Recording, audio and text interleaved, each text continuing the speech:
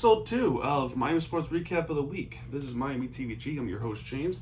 And, the news I want to break out first off is before we actually get to the sports and recaps, I want to talk about Inter Miami's draft picks. So, last week, actually a few days ago, there was a super draft that happened for Inter Miami and for the rest of the MLS. So, and who did they pick? So, I'm going to tell you. First round with the ninth pick of the 2022 Super Draft, Inter Miami selects Ryan Saylor, the defender of Washington, and that's a college, or actually it's one of those lower leagues. Anyway, with the ninth pick of the second round, they select Lucas Meek, a forward from Washington also. Then the 20th pick of the round 2, they select Justin Ingram, a midfielder from Loyola Marymount, Maryland. And for the 26th pick of the round 2, Inter Miami selects Tyler Bagley, a midfielder from Cornell. So that is a draft picks that they select, as well as they signed other players such as Christopher McVeigh, who was a center back from Sweden, and he'll help with the back line. And they also signed, just today actually, Damian Lowe, a Jamaican national team defender. So we're signing some young players. And also we have loans LGP towards a club that I forgot the name. So yeah, that's the news for Inter Miami. Preseason starts in a few weeks, and yeah, folks. Then now we can start off with we're now going to start off with the sports and recaps, and we're going to start off right away with Miami Hurricanes. And after a massive win over Duke, unfortunately, we know who our kryptonite is on January 11th, and that is the Florida State Seminoles. We lost by a point and we should have had the lead, but we did not. And FSU ruined the momentum of Miami Hurricanes men's basketball team. Warrenberg with 8 points, Isaiah Wong 10 points, Miller with 9, and CJ is it CJ Moore? It's Charlie Moore. Charlie Moore with 20 points, and McGusty with 17 points. Really, the starters are the ones that were getting points. You know, FSU, guy on the bench, Cleveland, 15 points. And that's the guy off the bench for FSU. This game, I feel like we should have won the game if it wasn't for, our lack of defense and the fact that the referees says the clean block was a foul, which it wasn't. We even hit the guy and we got called for a foul. And that's when we ultimately lost the game at the end. And we almost had the buzzer beater in Tallahassee, but we did not. So, Miami Hurricanes, unfortunately, momentum was ruined by FSU. The women's team was pretty good. I think they won all the games this week. I could be wrong. I'll double check. But they definitely won today against number 15 Georgia Tech.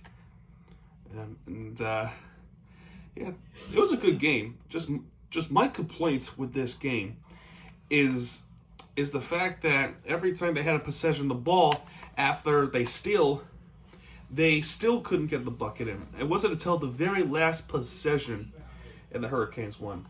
Yeah, okay, so Sunday they lost to NC State. I think I talked about that. Thursday, they beat Clemson Tigers, 69-60. And today, they beat Georgia Tech, number 15. So, pretty solidly for the women's team. So, with that being said, with the speaking of college, baseball is coming up. And I'm going to attend to one of those games when my next trip down to Miami, Florida. Next is the Miami Heat. So, Sunday, no games happened. Monday, no games happened. Tuesday, no games happened. It was Wednesday. and we went to Atlanta and we smoked Atlanta Hawks. It was a good victory for us with 115-91 in Atlanta, Georgia, with PJ Tucker with 10 points, Caleb Martin 18 points, Yurtseven with 13 points with 10 rebounds, Kyle Lowry with 8 points, and Max Strus with 11 points. Tyler Hero off the bench with 21 points. Get credit where credit is due. Atlanta didn't put up a fight at all against the Miami Heat. Miami Heat all over Atlanta Hawks. January 14th, however, there was a fight against the Hawks and the referees. Let me explain. This game, we just beat the Atlanta Hawks. Barely so.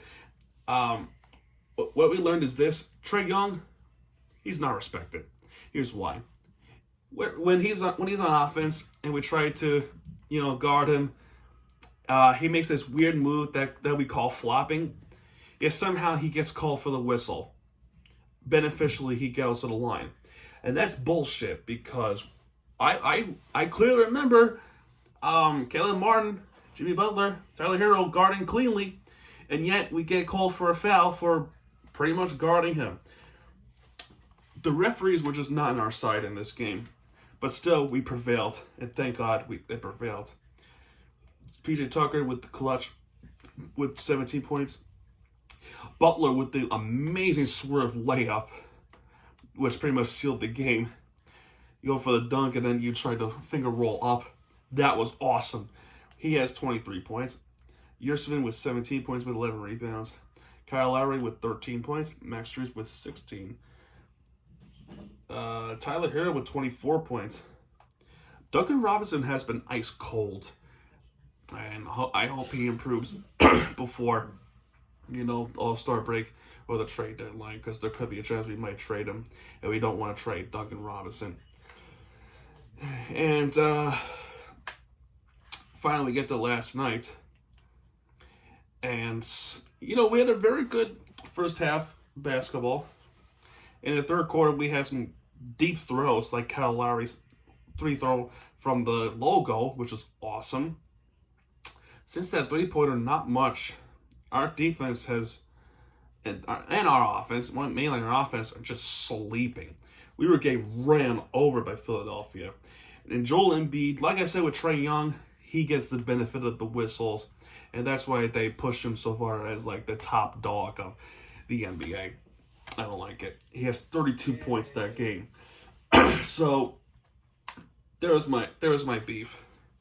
Besides that, PJ Tucker with 10 points, Butler with 8 points. He was 1 of 11. Jimmy Butler, one of those worst games since he was a Chicago Bull when he played the Miami Heat, when he was 1 over 13. Butler did not have a good game.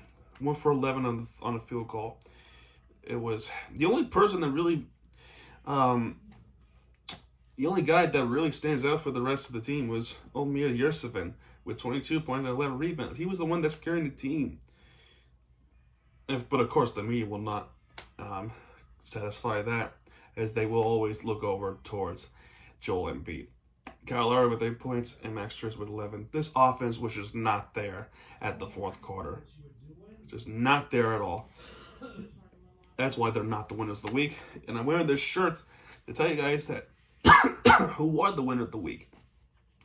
It's the Panthers. And rightfully so, they deserve this. They deserve to be known as the winner of the week in my book. They played against the Vancouver Canucks on Tuesday at home. And they won 5-2. Aaron Ekblad first score. Sam Reinhart with the second goal. Jason Dickinson, who would break the scoreboard for Vancouver, gets to the point. And remember this. Florida Panthers, one of the best teams in the league at home. And they will prove it again and again until we pretty much go to the Stanley Cup, I hope. So, Sam Reinhart with the second goal. And it was a power play goal. Maxim Mammon, who's fifth goal of the year, make it 1-4. Alexander Barkov, a shorty, because Vancouver was on the power play. He scored a goal for Florida to make it 1-5. Third period, Juho Lemiko with the point for Vancouver, but it's far low too late. As Florida Panthers win that game 5-2. Next, they play against Dallas. So Dallas, if you remember, we lost it in 5-6 on the road against Dallas on a shootout. That game, a total different situation as the score was 7-1. And who was the one that did a lot of scoring? Gustav Forsling with his first goal of the year. Anthony Duclair with a beautiful goal to make it 2-0. And that's in the first period. The second period, 4 Panthers. Actually, 3 Panthers and 2 goals were scored by Florida. Carter Verhaeghe with 3-0. John Huberdeau with 4-0. And twice Sam Bennett with the power play goal and unassisted 6-0 already. And it's only the second period just wrapped up. Dallas Stars would eventually broke the score with Roop Hintz to make it 1-6. But again it was way over too late. And guess who scored the third goal for that person? It's Sam Bennett. He has a hat trick in that game. And my goodness, he deserved the hat trick. He was playing so good that game against Dallas. And before people say anything, yes, he is a good player and a good defender as well. Final score 1-7 Florida. And a bigger statement here when they're playing on the road, before going on the road, is playing against Columbus. Just look at the score. You think the 9-3 was as big as the 1-7? This is even bigger. 9-2 against Columbus. Yeah. Ooh. Let's just say, yeah, Florida Panthers, they're looking to set the league as an example. 9-2 against Columbus. It was Carter Verhaeghe who broke the scoreboard first. 46 seconds into the game. Next is Anthony Duclair in the power play. Mackenzie Weegar with the shorthanded. Carter Verhaeghe with the second goal to make it 4-0, and that's only in the first period. 4-0 in the first period. So we're looking for something. Jonathan Huberdeau to make it 5-0.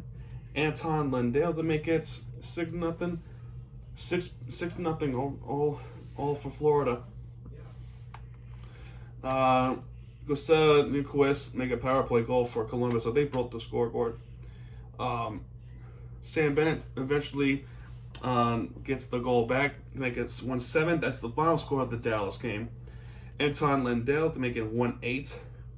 And Ryan Lundberg, and by the way, there was 10 minutes left of the whole game to make it 9-1. And that's thanks to Ryan Lundberg. Boone Jenner did score for Columbus to make it 2-9. But the big here to note is the franchise record of the most scored in any game for Florida Panthers is 10. And we were looking for history. And Mackenzie Weegar, he almost provided the 10 points for Florida Panthers. We were so close, dude. We were very close. He came out of the penalty box after the penalty kill, and he almost converted the 10th goal, and the history would have been made again in that arena. But we didn't. We were so close. But 9-2, we get the victory, and we shall use that victory against the Canada teams starting Tuesday. Against Calgary on Tuesday, January 18th. Edmonton Oilers on January 20th. That's the Thursday. Vancouver Canucks on Friday the 21st. January 23rd. Then we go back to the United States to play against Seattle, if Seattle does play. And that's that week. And finally that road stretch gets Winnipeg, and then we go back home against Vegas. Bam Adebayo also returns tomorrow night against Toronto, so hopefully it boosts up the offense, and it also boosts up the defense. He's a good player, and we miss him a lot. So lots to look forward to. Jonathan Huberdeau also selected as an Atlantic League All-Star. So, yeah, folks, that's going to do it for this Miami Sports Recap of the Week. I'll see you guys next Monday because I'm going to be watching the Panthers versus Kraken. Meanwhile, for the Heat, they got a big game coming up, too. They're playing against the Lakers on Sunday night at 6 o'clock in Miami. And after that, it is the Krakens in Washington. So, big games. Big games for the major leagues. And before you know it, I'm going to bring it on. Inter Miami also plays. And that's February 26th. And by the way, breaking news, I'm going to attend that game. I'm going to attend Inter Miami versus Chicago Fire in the season opener. And I am going to film it. So, yeah, I will see you guys in that video as well. But anyway, that's going to do it for this video. If you like this video, hit that like button, subscribe for more content. Miami TVG is going to sign out. And for your entertainment, we love you. And hopefully you come back for more. Miami TVG signs out, folks. Good night.